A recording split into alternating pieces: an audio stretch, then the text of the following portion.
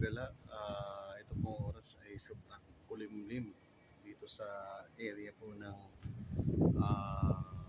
NAIA sa may engineering building sa admin. At ito nga po ay may pag-ambon-ambon na rin na nagaganap dahil pumasok na sa bar si Leon. Ayun po, may kasama pong hangin. Yan. So maganda po tayo, ingat-ingat palagi sa mga bumibiyahe ngayon, mga pauwi ng probinsya, lalo na sa Bicol. At medyo malakas-lakas ang pagsipa ng ulap.